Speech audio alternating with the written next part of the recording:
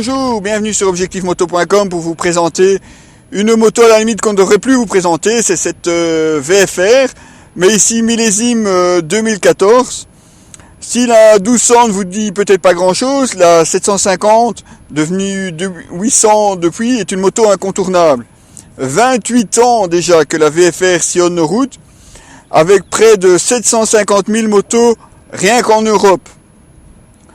Cependant, le VTEC lui a causé bien des soucis depuis son arrivée en 2002, avec un déclenchement souvent trop brutal. Pour faire bref, à bas régime, sous les 6900 tours, le V4 tourne avec 8 soupapes et passe à 16 à plein régime. En repassant sous les 6200 tours, le VTEC se coupe, ce qui permet plus de puissance à haut régime, tout en gardant une consommation modérée quand vous roulez moins vite.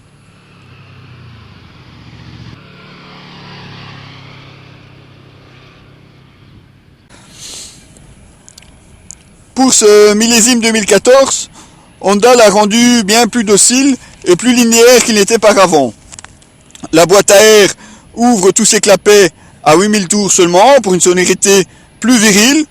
Et au final, la transition VTEC se montre très agréable. Un moteur très linéaire qui pousse relativement bien, cette fois-ci sans à-coups. Bien sûr, le V4 de 782 cm3, de par ses cylindres en V, demande de rester au-dessus des 3000-3500 tours pour ne pas rechigner à l'accélération. C'est même un petit peu surprenant pour un 4 cylindres, impossible par exemple de passer en ville à 50 km/h en 6e. 70 km/h, ça ira. 50 km/h, ça risque de cogner déjà. C'est plutôt surprenant. Heureusement, tous les rapports se passent très facilement. En douceur, bien aidé par un levier d'embrayage hydraulique. Mais c'est vrai que la boîte de vitesse se passe vraiment de tout reproche. Très rapide, très souple. Vraiment aucun à-coup. Un vrai plaisir.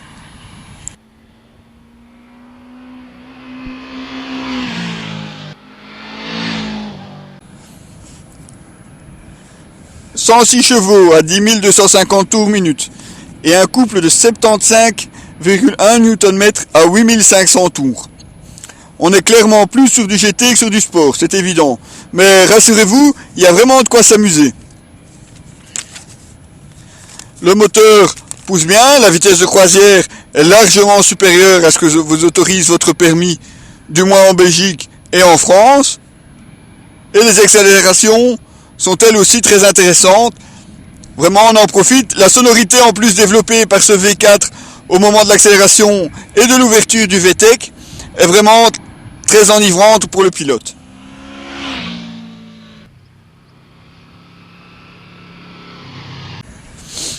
Dans les petits virolos, elle fera par contre sentir son poids et demandera plus d'engagement physique.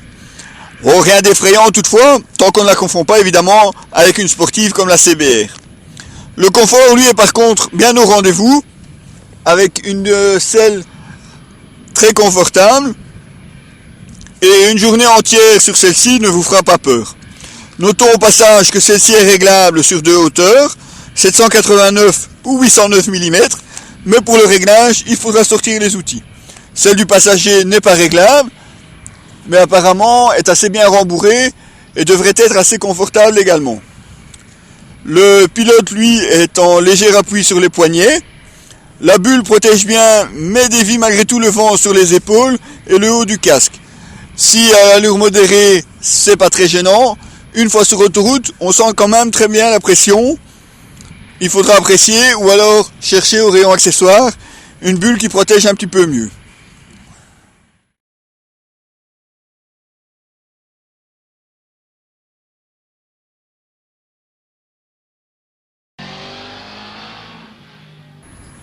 Pour encore faciliter la vie à bord, on a ajouté un contrôle de traction et des poignées chauffantes de série évidemment, réglables sur 5 niveaux.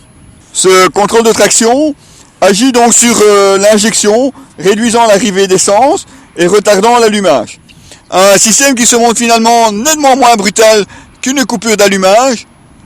C'est tout bénéfice pour l'usager et le pilote qui peut vraiment en profiter de sa machine, même dans des conditions climatiques peu agréables. Dès lors, il ne vous reste plus qu'à profiter justement de l'excellente partie cycle de la VFR. Elle gagne 7 kg sur la version précédente, notamment avec ce silencieux, pas très beau il est vrai, mais en totalisant 239 kg tout plein fait, on ne se plaindra pas d'en perdre un petit peu sur cette VFR 2014.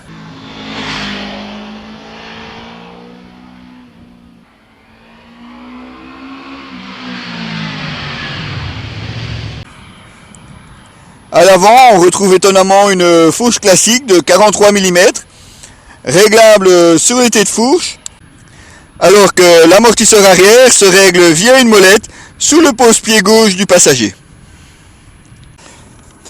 Côté freinage, le CBS, donc le système combiné, a disparu. On garde par contre un ABS avec circuit séparé avant et arrière, qui agit donc sur des étriers 4 pistons, serrant ici des disques de 310 mm à l'avant, et à l'arrière, un simple 256 mm et 2 pistons feront l'affaire. En pratique, la VFR freine assez fort et de façon gérable. Même en cas de besoin, en courbe, on peut prendre le frein, à condition évidemment de ne quand même pas trop tirer dessus. La fourche risque de plonger un petit peu, mais là on parle vraiment de pilotage trop sportif.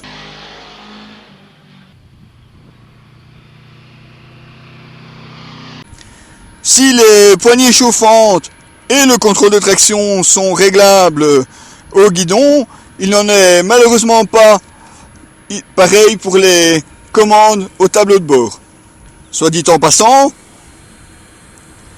un superbe tableau de bord avec bien en évidence le contour, la vitesse, une jauge bien entendu, les tripes, consommation moyenne, température, l'air.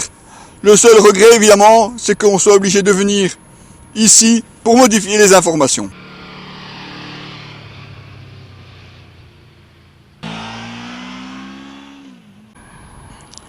Pas de fausse note, question look, on arriverait presque à l'oublier tellement cette moto semble bien étudiée.